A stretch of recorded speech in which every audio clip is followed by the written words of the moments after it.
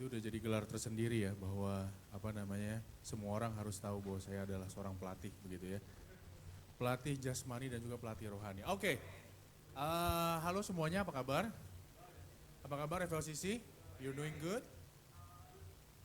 Maybe yes, maybe no. Oke. Siapa yang excited sama series ini Everyday?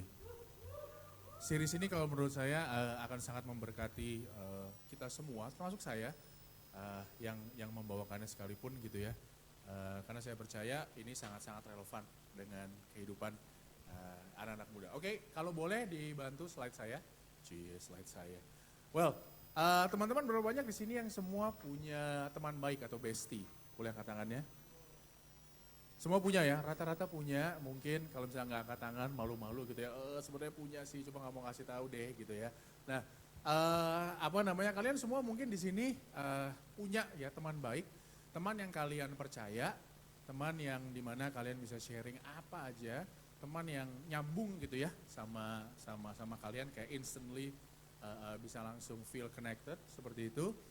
Dan saya pun punya teman yang seperti itu. Nah, coba kita flashback sedikit deh. Kalau kita ingat-ingat si bestie ini ya, atau si teman baik kita ini, waktu pertama kali kita mengenal mereka, kita langsung dekat nggak? Langsung gitu ya. Lu akan jadi bestie gue untuk 17 tahun ke depan. Enggak kan? Yang ada juga nih orang, oke, lu siapa kok tiba-tiba langsung nyamperin gue begini gitu loh.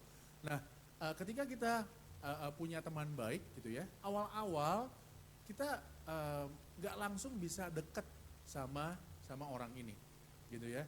Awal-awal kita mungkin nggak langsung nyambung ya, mungkin kenal sebulan 2 bulan belum tentu langsung dekat, bener nggak? Iya kan, sebulan 2 bulan mungkin teman-teman yang baru mau kuliah gitu ya, atau baru mau masuk kerja gitu ya, kita nggak bisa langsung mungkin sebulan, seminggu 2 minggu, sebulan 2 bulan, kita mungkin udah mulai bisa ngobrol gitu ya sedikit, cuma tahu-tahu aja, tapi belum tentu kita bisa langsung dekat. 1-2 bulan mungkin belum, 1-2 tahun mungkin udah, mungkin juga belum, mungkin baru biasa aja gitu ya.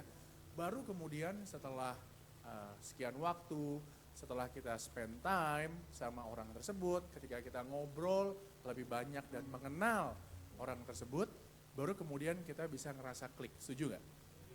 Setuju ya teman-teman? Nah, saya juga punya teman baik. Nah, jadi teman baik saya ini namanya Simon, bahasa Inggrisnya. Bahasa Indonesia Simon gitu ya. Saya nggak tahu apa anak-anak zaman sekarang masih ada yang namanya Simon.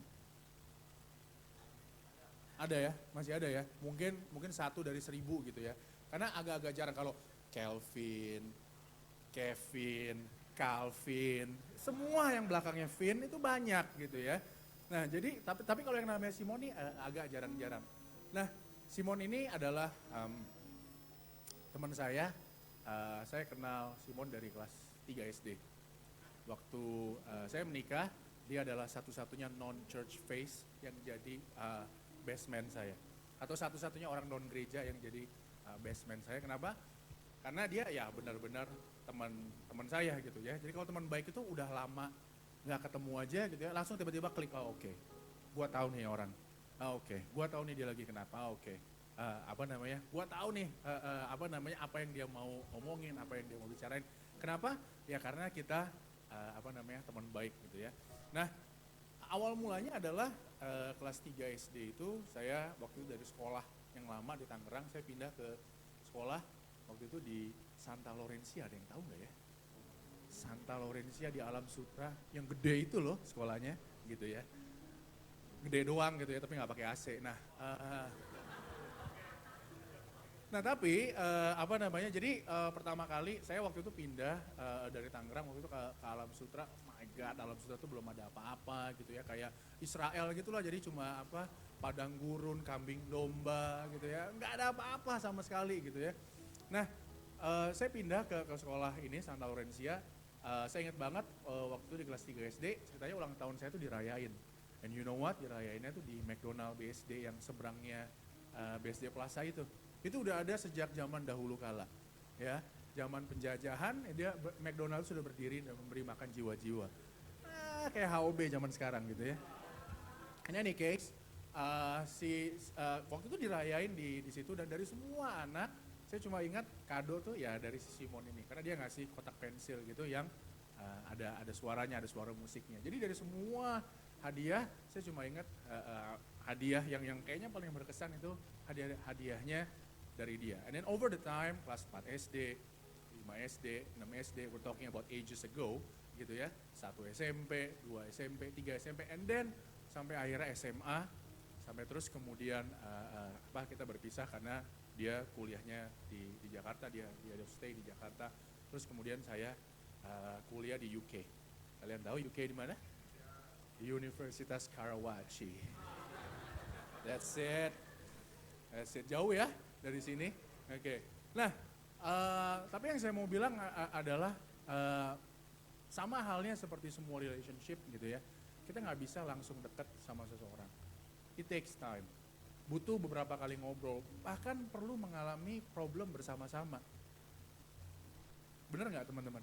Kalau kita pengen lihat gitu ya, suatu hubungan itu dalam bentuk apapun gitu ya, suatu hubungan itu berarti atau enggak, terus melewati problem bersama-sama. Harus ada sedikit banyak gesekan gitu ya bersama-sama. Dan I've been through that with him. Saya udah melewati hal ini bersama-sama dengan dia dan melewati sekian banyak waktu, sekian banyak obrolan, we still remain friends. Ya, saya tetap berteman sama dia. Dan saya mau bilang hal yang sama juga terjadi sama hubungan kita dengan Tuhan. Bahwa gak ada orang yang bisa tiba-tiba langsung dekat sama Tuhan. Gak ada. Gak ada orang yang tiba-tiba, wah hari ini jadi Kristen gitu ya, besok jadi pendeta. Gak ada. Gak ada yang tiba-tiba hari ini mungkin baru pertama kali datang FLCC gitu ya, terus besok udah bernubuat. Well maybe, tapi chance-nya mungkin kecil. Nah, yang saya mau bilang adalah to develop relationship with God, it takes time. Just like anything else. Itu semua butuh waktu and takes a lot of work. Dan itu semua ada bagian, ada hal-hal yang harus kita bayar. Ada hal-hal yang harus kita bayar. Dan saya ngerti banget gitu ya. Kenapa membina hubungan sama Tuhan itu sulit? Kenapa? Karena salah satunya adalah we cannot physically see God. Karena kita secara fisik kita nggak bisa melihat Tuhan. Gitu ya, yang kita lihat ya teman kita yang ada di kiri kanan gitu ya. Yang kita lihat adalah ujian kita, itu semua bisa kita lihat. Itu semua bisa kita lihat secara fisik di mata kita. Makanya agak sulit, gimana sih caranya kangen sama seseorang yang kalian gak pernah ketemu? How do you miss God? Bagaimana caranya? Saya juga gak bisa jelasin kepada kalian, saya gak pernah lihat Tuhan secara langsung, tapi kok bisa ya? Saya kangen sama Tuhan. I don't understand ya. Saya sendiri gak ngerti kok bisa ya. Seperti itu, but then these kind of things it takes time to develop. Hal-hal seperti ini tuh butuh waktu untuk bisa ada di titik tersebut. Dan satu-satunya representasinya Tuhan yang bisa kelihatan gitu ya, yang bisa diraba adalah Alkitab kita. Alkitab adalah representasinya Tuhan. Bahkan di dalam Yohanes juga dikatakan pada mulanya adalah firman. Firman itu bersama-sama dengan Allah dan firman itu adalah Allah. Jadi firman Tuhan adalah Tuhan sendiri. Dan yang saya suka di Wahyu juga dibilang bahwa Yesus ketika dia datang, tahu nggak dia dibilang apa? He is the Word of God. Jadi Yesus ketika datang itu dia panggilannya itu the Word of God Himself. Jadi dia adalah firman yang menjadi daging itu. Amin teman-teman. So ini satu-satunya representasi yang kita bisa lihat secara nyata tentang Tuhan. Tentang Tuhan. Karena apa? Karena Alkitab dan firman Tuhan adalah Tuhan itu sendiri. Jadi kalau kita mau punya hubungan dengan Tuhan, salah satu cara yang terbaik adalah dengan kita berhubungan dengan yang namanya firman Tuhan. Setuju semua? Sampai sini semua dapat ya? Sampai sini semua dapat bahwa kalau kita mau punya hubungan, kita harus make effort untuk kita berkomunikasi dengan Tuhan lewat firman-Nya setiap hari. Tapi saya ngerti bahwa Baca Alkitab itu nggak mudah, teman-teman. Membaca firman Tuhan itu nggak mudah. Kenapa? Saya ada beberapa alasan. Yang pertama, kadang-kadang Alkitab itu nggak relevan dengan kehidupan kita sekarang. Saya pun kadang mengalaminya gitu ya. Kalau ada masalah, kalau ada tantangan, terus kemudian baca Alkitab berharap bahwa ada jawabannya di sana, maka nggak selalu teman-teman hal itu yang terjadi. Nggak selalu kadang-kadang firman yang pas kita baca hari itu adalah jawabannya. Nggak selalu seperti itu. Kemudian apa lagi? Kadang-kadang baca Alkitab itu membingungkan. Harus diakui teman-teman, bahwa membingungkan. Baca yang bahasa Indonesia aja kadang-kadang bahasanya suka membingungkan. Apalagi kalian baca yang bahasa Inggris dan terjemahan-terjemahan yang lain. Jadi saya sendiri pun mengakui bahwa kadang-kadang membaca Alkitab itu nggak mudah. Kadang-kadang itu sangat membingungkan. Apalagi, kok ini apa hubungannya nih firman ini? Ini apa hubungannya nih ini? Kemudian apa lagi? Yang ketiga, kadang-kadang baca Alkitab itu membosankan. Siapa yang setuju? Angkat tangannya. Enggak disambar petir kok. Ada Zeus gitu ya tiba-tiba. Enggak. No, teman-teman. Jadi saya pun setuju bahwa kadang-kadang membaca Alkitab itu membosankan. Ya, terutama kalau kita pas lagi baca bagian di mana ukuran bait Allah berapa hasta ke sini, berapa ini ke sini. It's boring. Itu sangat-sangat membosankan, teman-teman. Itu adalah salah satu bagian dari Alkitab yang menurut saya membosankan. Saya apa adanya aja sama teman-teman semua di sini bahwa kadang-kadang membaca Alkitab itu membosankan. Dan yang terakhir, ini yang menurut saya penting juga adalah ini. Kadang-kadang membaca Alkitab tidak membuat perubahan dalam hidup kita. Saya lagi punya masalah nih sama pacar saya. Apa hubungannya sama Daniel di Gua Singa? Apakah pacar saya singa? Tuhan, tutup mulut dia gitu ya.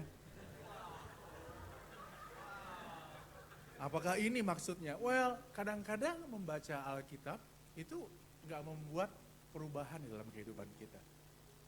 Kadang-kadang kita baca firman sesuatu yang sangat berbeda dengan apa yang kita alami sekarang. Tapi tahu nggak teman-teman? Walaupun kita mengalami kesulitan-kesulitan ini, walaupun kita mengalami begitu banyak tantangan baca Alkitab, sama seperti hubungan pertemanan kita dengan teman baik tersebut, we try to make it work, benar nggak? We try to make it work. Why? Karena dia orang yang berharga dalam kehidupan kita. Walaupun kita punya perselisihan, punya beda paham sama teman baik kita itu, we try to make it work. Walaupun kita punya kesulitan dalam membaca Alkitab, tapi demi hubungan kita sama Tuhan, we try to make it work. Walaupun hari ini saya baca Alkitab, saya nggak dapat apa-apa, yang ada saya ngantuk, it's okay, read it anyway. Nggak apa-apa, baca aja. It's okay. Jangan berhenti membaca Alkitab hanya karena satu hari kita ngerasa bosan. Hanya karena satu hari kita ngerasa bahwa firman ini nggak ada hubungannya sama kita. But we try to make it work. Kita coba untuk membuat itu tetap berjalan dalam kehidupan kita. Amin. Nah, kenapa kita perlu mencoba untuk terus baca Alkitab, teman-teman? Walaupun kesulitan-kesulitan ini terus kita terus kita hadapi begitu ya, terus ada dalam kehidupan kita, termasuk dalam kehidupan saya secara pribadi. Kenapa? Karena firman Tuhan adalah satu-satunya yang bisa mengubah pikiran kita. Rasul Paulus itu suka menulis banyak surat kepada jemaat-jemaat yang sudah terbentuk gitu ya, jemaat-jemaat yang bahkan dia rintis bersama dengan teman-temannya. Paulus suka mengirimkan surat-surat kepada mereka untuk menguatkan mereka. Dan di dalam salah satu surat kepada jemaat yang ada di kota Roma, Paulus berkata seperti ini, "Do not conform to the pattern of this world, but be transformed by the renewing of your mind." Yang artinya, teman-teman, kalau kita mau pikiran kita diperbaharui setiap harinya, nggak ada cara lain, kita harus membacanya. Kita harus membaca yang namanya firman. Kita harus membaca yang namanya firman Tuhan, teman-teman. Amin. Kita harus membaca firman Tuhan, karena hanya firman Tuhan yang bisa melakukan ini, memperbaharui pikiran kita setiap harinya. Teman-teman sadar nggak bahwa kita nih hidup di dunia, kita terekspos dengan banyak hal melalui sosial media dan lain-lainnya. Nggak semuanya teman-teman itu bermanfaat dalam kehidupan kita. Kalau kita lagi scrolling Reels ataupun TikTok gitu ya, kita kan ketemu aja gitu konten-konten yang bisa merusak pikiran kita, bisa merusak iman kita ketemu aja. Dan bagaimana caranya kita bisa bertahan di tengah-tengah dunia yang seperti itu kalau kita nggak baca firman. Amin. Nah teman-teman pikirin baca firman itu kayak nge-gym. Wih, gile. Iya kan, pikirin baca firman tuh kayak nge-gym teman-teman. Bahwa sesuai dengan kalimat yang ada di sini nih, transformasi. Itu kan orang kan seringkali goal fitnessnya itu ya, body transformation. Saya ingin tubuh saya berubah, lu emang Power Ranger gitu kan. Saya ingin tubuh saya berubah gitu ya. Tapi seringkali yang orang tidak sadari atau mungkin tidak mau sadari adalah bahwa it takes time. Bahwa butuh lebih daripada sekedar 10-20 reps untuk berubah. Mungkin lebih daripada 100 dan 200 reps untuk berubah. Lebih dari bahkan mungkin 1000 sampai 2000 repetisi gerakan untuk bisa mulai kelihatan yang namanya hasilnya. Tapi orang-orang itu punya mentalitas microwave gitu ya. Coba bayangin teman-teman ya. In order for somebody to be out of shape, it takes time, bener gak? Bahkan untuk out of shape aja itu perlu waktu, perlu beberapa kebiasaan buruk, perlu waktu 1-2 tahun, sampai akhirnya dia jadi out of shape. Terus apa yang membuat orang-orang berpikir bahwa dia bisa get back to shape in no time? Apa sih yang membuat orang-orang berpikir bahwa oke, 3 bulan ini, I'm gonna do it. Iya, lu mau ngapain? Iya kan? Nah jadi teman-teman sama halnya juga dengan merenungkan firman Tuhan. Bahwa bukan cuma 1-2 hari yang hangat gitu ya, 1-2 hari baca 2 jam. Tapi kita butuh 1-2 minggu, 1-2 bulan, 1-2 tahun, 1-2 dekade. Bisa bayangin gak sama orang-orang yang udah baca Alkitab berbelas-belas tahun, berpuluh-puluh tahun, lu gak bosen apa? Tapi orang-orang tersebut melakukannya dengan setia, mendapatkan hasilnya. Jadi kalau kita mau melihat perubahan, transformasi dari pemikiran kita, maka kita harus melakukannya setiap hari. Walaupun faktanya tadi 4 hal yang tadi masih ada ya, kadang boring, karena nggak nyambung nih Alkitab, but you do it anyway, because you wanna make it work. Oke, ini yang pertama, bahwa baca firman itu adalah satu-satunya hal yang bisa mengubah pikiran kita. Kemudian di dalam Mazmur pasal yang pertama ayat yang kedua dikatakan begini, blessed is the one who does not walk in the step with the wicked or stand in the way that sinners take or sit in the company of mockers. Listen to this, but whose delight is in the law of the Lord. Even though it's boring, walaupun kadang-kadang gak nyambung, but his delight is in the law of the Lord.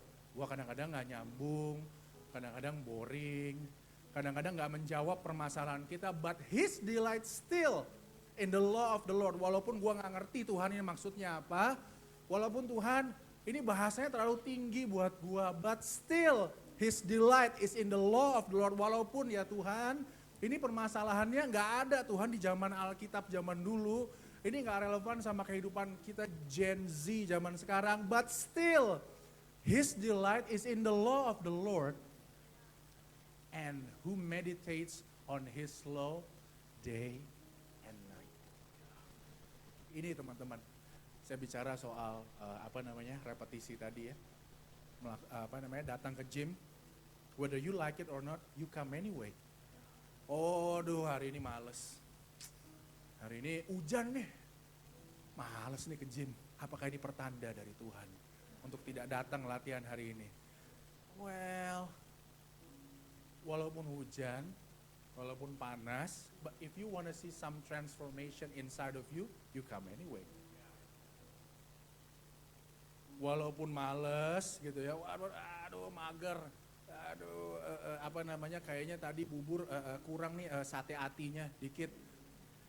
But you come anyway. Apapun excuse yang muncul di pikiran kita, we come anyway. Kita tetap datang. Kenapa? Because we want to see result. Because we want to see changes. Dan itu yang terjadi juga sama halnya dengan firman Tuhan. Walaupun kita merasa bosan, walaupun kita merasa sepertinya tidak ada jawaban di sana, but we come anyway. Because our delight is in the law of the Lord. And in His law we meditate day and night. Merenungkan firman Tuhan siang dan malam itu buat ngapain sih? Apakah saya kalau lagi ada ujian ekonomi saya harus memikirkan firman Tuhan gitu ya? Nah, teman-teman, ketika kita merenungkan firman Tuhan, kita membiarkan firman Tuhan mengisi pikiran kita, maka teman-teman, pemikiran-pemikiran yang mendominasi pikiran kita itu pasti datangnya dari firman Tuhan. Itulah kenapa di dalam Filipi pasalnya yang keempat ayatnya yang ke-8 dikatakan seperti ini. Finally, brothers and sisters, bro and sis, whatever is true, whatever is noble, whatever is right, whatever is pure, whatever is lovely, whatever is admirable, if anything is excellent or praiseworthy, think about such things. Pikirkanlah semuanya itu. Dan dari mana kita bisa memikirkan semua hal ini? Noble, true, right, pure. Dari mana semua ini bisa berada? Semua hal ini ada di dalam firman Tuhan. Anything that is excellent and praiseworthy is in the word of God. Dan kalau kita berhubungan dengan firman Tuhan setiap hari, kita merenungkannya siang dan malam, itu yang menjadi meditasi kita, itu yang menjadi kesukaannya kita, maka pemikiran-pemikiran kita isinya ya ini. Kalau kita membiarkan pikiran kita diisi, diajar oleh dunia, kita lebih percaya sama pengajar yang ada di dunia yang bisa kita lihat di dalam handphone kita, we're gonna miss out. Kita akan kehilangan banyak hal. Amin. Jadi semua hal ini teman-teman, semua yang benar, semua yang noble, semua yang lovely, admirable, semuanya ada dalam firman Tuhan. Dan kalau kita mengisi pikiran kita dengan hal-hal tersebut, maka pemikiran-pemikirannya kita juga akan sesuai dengan hal-hal tersebut. Kalau kita mau mengeluarkan pikiran-pikiran yang toksik di dalam pikiran kita, teman-teman, bukan hanya kita membatasi diri kita dari hal-hal yang toksik, tapi kita mengisi diri kita dengan hal-hal yang positif. Bukan hanya sekedar anti ini, tapi bagaimana kalau kita udah membatasi diri kita dengan hal tersebut, kita mulai mengisi diri kita dengan hal-hal yang positif. Amin.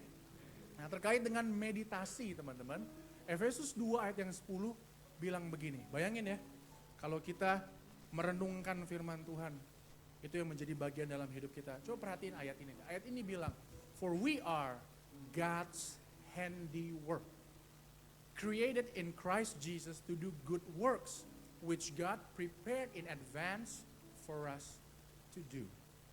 Coba renungkan firman ini baik-baik, bahwa kita ini buatan Allah. God's handiwork. Teman-teman sadar gak bahwa ketika Tuhan menciptakan semuanya, Tuhan menciptakannya dengan berfirman. Ketika Tuhan menciptakan manusia, dia baru menggunakan tangannya. Dia baru ngotorin tangannya nih. Oh ini tanah nih. I'm gonna create humanity from this. Tuhan ngotorin tangannya buat nyiptain saya dan kalian. Jadi kita mesti ingat bahwa dari semua ciptaannya Tuhan, you and I are the masterpiece. Kalian dan saya adalah masterpiece. Kalian dan saya adalah God's handiwork, ciptaan tangannya Tuhan. Tuhan tuh baru ngotorin tangannya buat nyiptain kita. Think about that. Coba pikirin hal itu. Coba kalian renungkan hal itu. Mungkin kalian akan bisa melihat sesuatu yang berbeda. Mungkin kalian gak akan compare diri kalian dengan orang lain. Why? Because now you truly understand bahwa saya ini ciptaannya Tuhan, bahwa Tuhan menciptakan saya. Benar kata pemazmur bahwa aku diciptakan dahsyat dan ajaib. Bahwa kejadianku ini dahsyat dan ajaib. Bahwa Tuhan gak punya cetakan untuk bikin manusia. He did not manufacture man. He created man. Dia menciptakannya. Dia menciptakan manusia. Think about this. Created in Christ Jesus to do good works. Diciptakan di dalam Kristus Yesus untuk melakukan pekerjaan baik. Think about that every day. Coba pikirin, renungkan firman ini setiap harinya. Bahwa kalian diciptakan untuk melakukan pekerjaan yang baik. Untuk melakukan pekerjaan yang baik. Kalau kalian merenungkan ini setiap harinya, kalian akan mulai punya pilihan-pilihan yang tepat bahwa okay, this is not what I'm created to do. Kalian bisa bilang no kepada hal-hal yang ada di luar sana. Kenapa? Karena kalian mengisi diri kalian dengan firman ini. Belum selesai. Created in Christ Jesus to do the good works which God prepared. Yang sudah Tuhan siapkan. Sebelum kalian sendiri ada. Jadi sebelum bokap dan nyokap lo orang ketemu, Tuhan udah punya rencana tentang lo. Sebelum papa dan mama kalian bertemu, kalian tuh gak diciptakan sama papa dan mama kalian ya. No. God created you. Jadi sebelum ada kalian, Tuhan udah tahu siapa kalian. Sebelum orang tua kalian bertemu, oh I know. Oh saya tahu nih Iksan, saya tahu nih Gary, oh I know you. Saya tahu Toro, I know you. Think about that. Isi pikiran kalian dengan hal-hal seperti ini. Isi pikiran kalian dengan firman seperti ini, supaya apa? Kalau kita mau benar-benar meninggalkan hal-hal yang negatif yang ada di dalam pikiran kita. Nah teman-teman, ketika kita mulai memikirkan pemikiran-pemikiran tersebut, ketika kita mulai mengisi pikiran kita dengan kebenaran, dengan firman Tuhan, dengan janji-janji Tuhan, maka ini akan terjadi. Dan God's word changes us as we think about it. Firman Tuhan mengubahkan kita selagi kita memikirkannya. Firman Tuhan mengubahkan kita selagi kita memikirkannya. Mungkin kita belum ngerti 100% mengenai maksud dari firman ini, that's fine. Mungkin nggak tahu nih firman ini apa ya maksudnya, but we read it anyway. Apa ya maksudnya ya? Apa ya? Ini maksudnya Daud melakukan ini apa ya? You think about it, you think about it, you think about it, and then all of a sudden you will see that your mind will be transformed, that your mind will be renewed. Amin? Sampai sini mengerti semuanya? Oke, sekarang coba kita balik lagi teman-teman ke Mazmur pasalnya yang pertama tadi. Tadi kan baru ayat 1 dan 2 yang kita baca. Sekarang kemarin kita baca kelanjutannya dari ayat yang ketiga. That person, siapa dia? Siapa nih orang ini? That person, siapa yang dibicarain ini? Orang yang merenungkan firman Tuhan siang dan malam. That person is like a tree planted by streams of water, which yields its fruit in season, and whose leaf does not wither. Whatever they do prosper. Teman-teman, firman ini dahsyat banget sih. Mazmur 1 ayat 1 sampai 3. Orang tersebut, orang yang merenungkan firman Tuhan siang dan malam, adalah seperti pohon yang tertanam di tepi aliran air. Berapa banyak di sini yang pernah puasa? Puasa pernah? Pernah ya? Puasa setengah hari, 3 hari ada di sini yang nggak makan sama sekali. Oh my God. Gitu ya, puasa, entah itu puasa Daniel. Teman-teman nyadar nggak teman-teman bahwa sebenarnya teman-teman tuh kita gitu ya, manusia, mungkin kalau nggak makan seharian masih kuat, bener ya? Bener ya? Kalau nggak makan sehari masih kuat, gitu ya. Mungkin 2-3 hari kalau yang puasa Esther masih kuat, apalagi kalau yang punya cadangan tenaganya banyak gitu ya. Mungkin masih kuat, cadangan tenaga itu maksudnya fat gitu ya. Nah, teman-teman, kita kalau enggak makan masih kuat, tapi coba nggak minum. Nggak minum 5 jam udah seret ya teman-teman.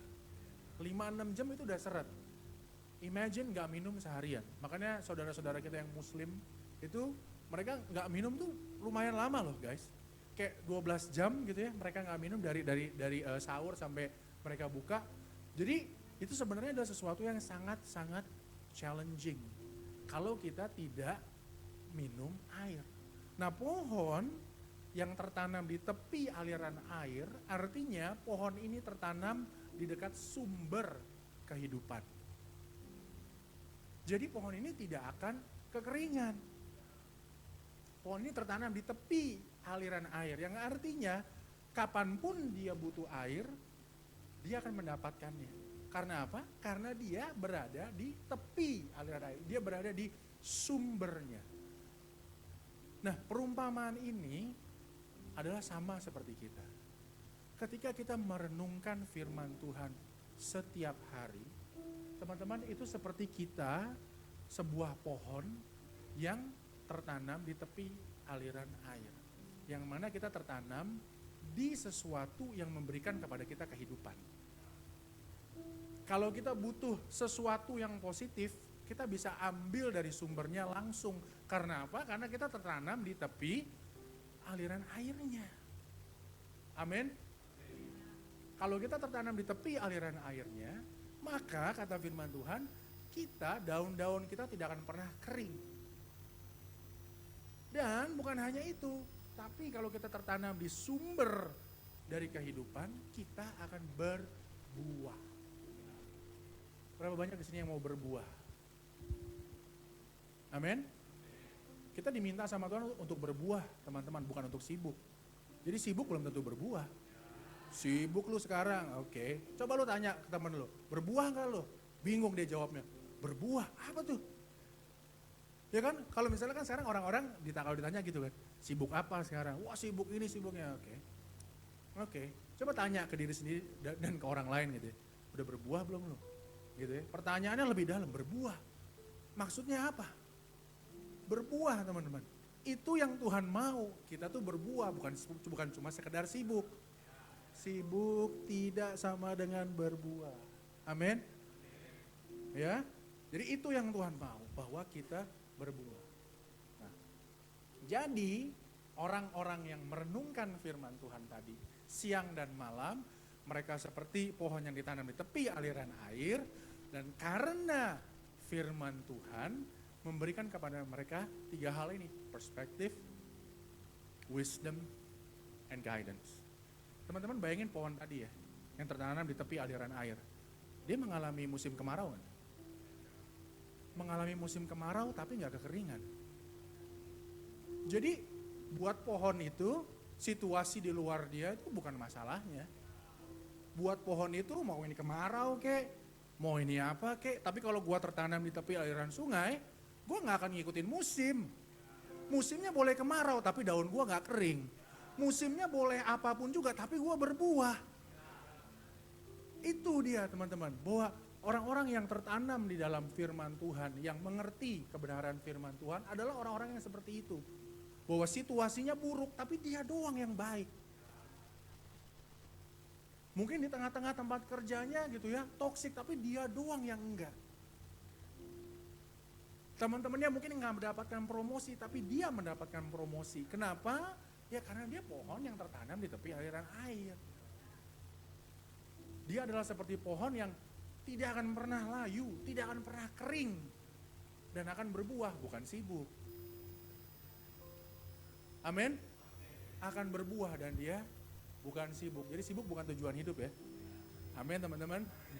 Tujuanmu apa? Sibuk. Oke. Ini yang menjadi bottom line-nya. Kita dapat mendengar dari Tuhan setiap hari melalui firman Tuhan. Amin. We can hear from God through scripture every day. It doesn't matter.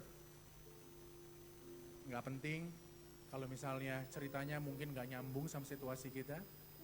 Apakah pada saat itu firman yang kita baca sedang membosankan? Because sometimes it does. Kadang-kadang kita merasakan hal itu, but we read it anyway. Kita tetap membacanya. Kenapa? Karena melalui firman Tuhan kita bisa mendengar dari Tuhan secara langsung setiap hari. Kalau begitu, apa yang bisa kita lakukan supaya kita bisa terhubung setiap hari sama firman Tuhan. Yang pertama, don't do it alone. Maksud saya begini, kita boleh baca firmannya sendiri, gitu ya. Enggak harus rame-rame, baca firman yuk ber-12, enggak juga. Kita boleh baca firmannya sendiri pada saat kita, misalnya saat teduh gitu ya, di kamar. Tapi kita enggak harus mengerti itu sendiri. Karena apa? Karena kalau kita berusaha untuk mengerti firman Tuhan dan kita enggak ngerti, kita boleh bertanya pada orang lain. Kita boleh bacanya sendiri, tapi untuk bisa mengerti, untuk bisa mengaplikasikan, kita harus melakukannya bersama dengan orang lain. Ada hal-hal yang saya nggak ngerti, saya juga sama, tanya ke orang yang lebih tahu, tanya ke orang yang lebih senior. Tujuannya apa? Supaya saya bisa dapat pengertian yang saya bisa bawa setiap hari dalam kehidupan saya. Jadi jangan melakukannya sendiri, jangan merasa sendiri. Aduh baca firman, aduh ini nggak ngerti ini maksudnya apa ini. Oke, boleh tanya sama teman-teman yang ada di small group. Boleh tanya juga sama mentor kalian atau siapapun yang kalian anggap capable ataupun dewasa secara rohani. Yang kedua, mulai baca. Mulai. Iya kan? Aduh mau kurus belum olahraga, ya mulai. Kapan gitu kan? Jangan cuma bermimpi, nanti lama-lama jadi angan-angan doang tuh. Iya kan? Start reading today. Mulai baca hari ini. Well, we start with 5 minutes, start with 10 minutes, but start anyway. Mulailah 5 menit, 10 menit, 15 menit, berapapun itu, tapi mulai. Amin, mulailah membaca itu sekarang. And then, ketika kalian mulai membaca, and then try to think about it throughout your day. Coba pikirin hal-hal tersebut di dalam keseharian kalian. Wah tadi saya baca mengenai mengampuni. Mengampuni, wah iya ya, mengampuni sulit ya. Apalagi ketika nyetir di jalanan, wah sulit sekali mengampuni. Gitu orang ya, itu adalah sesuatu yang kita renungkan. Karena apa? Habis kita renungkan nanti kita ketemu tuh biasanya. Ya kan, aduh sulitnya mengampuni ya benar. Tapi Tuhan bilang kita harus mengampuni. Oke, think about it. Bawa firman itu ke dalam keseharian kalian. Jangan cuma baca habis itu udah gitu ya. Nah, enggak. Tapi pikirkan hal tersebut. Minta bantuan Roh Kudus untuk bisa menolong kalian. Ya. Selain kita bisa minta tolong orang lain, tapi yang terpenting adalah ketika kita mau baca firman Tuhan, kita undang Roh Kudus untuk bisa mengajar, agar kita punya pengertian yang benar tentang firman Tuhan.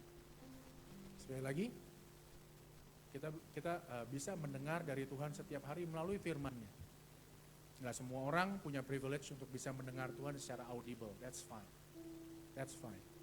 Ya, tapi kita bisa kok mendengar dari Tuhan setiap harinya melalui firman Tuhan. Nah, firman yang kita baca walaupun gak relevan sama kehidupan kita sekarang, mungkin itu relevan buat kehidupan kita di masa yang mendatang. Atau bahkan mungkin firman itu relevan buat orang yang ada di sekitar kamu. Dan kamu sebenarnya mau dipakai sama Tuhan. Itu bisa aja hal tersebut terjadi. Again, we can hear from God through scripture every day. Pertanyaan penutup. Who is the one person you can ask to help you find God's voice in the Bible? Siapa sih orang yang kalian percaya untuk bisa menolong kalian untuk bertumbuh di dalam pengenalan akan Tuhan melalui firman-Nya? Siapa orang tersebut? Siapapun orang tersebut, semoga orang tersebut bisa menolong kalian di dalam kalian bertumbuh. Ingat ya, kalau kita mau punya hubungan sama Tuhan, ada effort yang harus kita lakukan. Ada usaha yang perlu kita lakukan, yaitu kita mesti mulai baca firman Tuhan. Terlepas dari seberapa membosankan, seberapa gak nyambungnya, seberapa sulitnya bahasanya, we come anyway. Amin. Teman-teman semua diberkati pada hari ini. Kasih tepuk tangan buat Tuhan Yesus kita. Let's go. Oke. Mari kita sama-sama berdoa untuk menutup ibadah kita hari ini. Sambil kita mempersiapkan diri kita untuk masuk ke dalam perjamuan kudus. Apakah teman-teman di sini semua sudah menerima anggur dan roti? Kalau yang ada yang belum boleh angkat tangannya, nanti bisa dibantu. Ada di sini satu di depan, ada satu juga di belakang. Boleh teman-teman yang bertugas bisa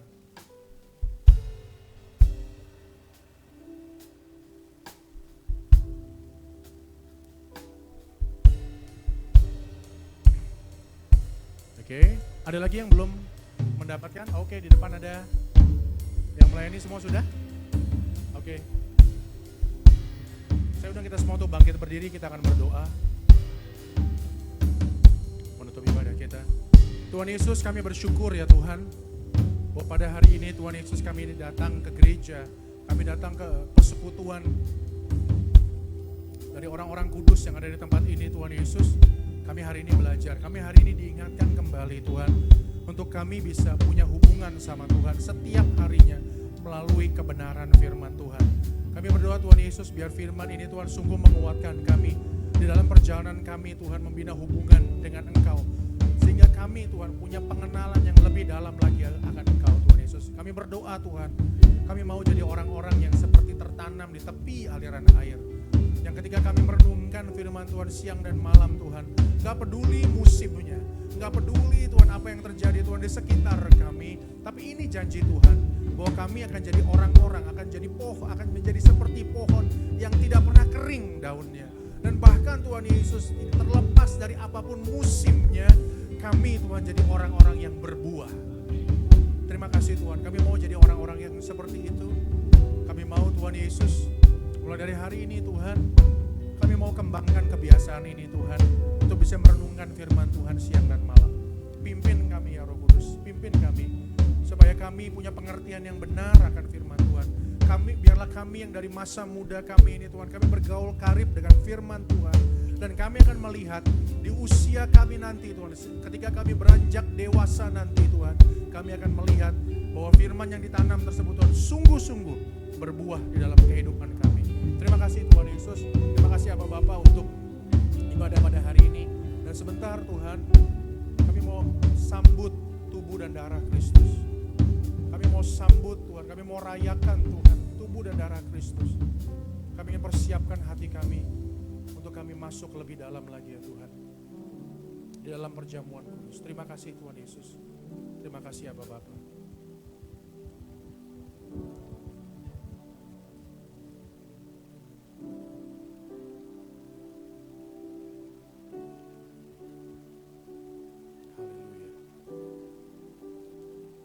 Sebab apa yang telah kuteruskan kepadamu telah aku terima dari Tuhan, yaitu bahwa Tuhan Yesus pada malam waktu Ia diserahkan mengambil roti. Mari kita angkat roti di tangan kanan kita tinggi-tinggi. Dan sesudah itu Ia mengucap syukur atasnya, Ia memecah-mecahkannya dan berkata, inilah tubuhku yang diserahkan bagi kamu, perbuatlah ini menjadi peringatan akan aku. Kekasih-kekasih Kristus, bukankah roti yang dipecah-pecahkan ini adalah persekutuan kita dengan tubuh Kristus? Mari kita makan di dalam nama Yesus.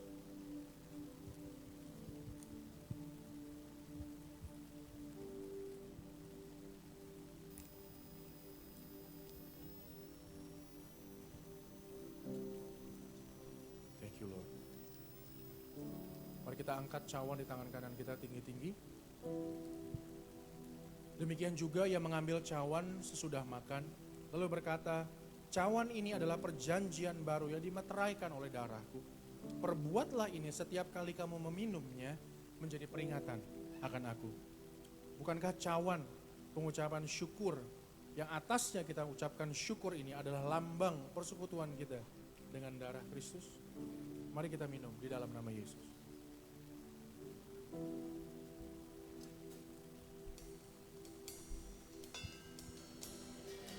Mari angkat rasa syukurmu di hadapan Tuhan.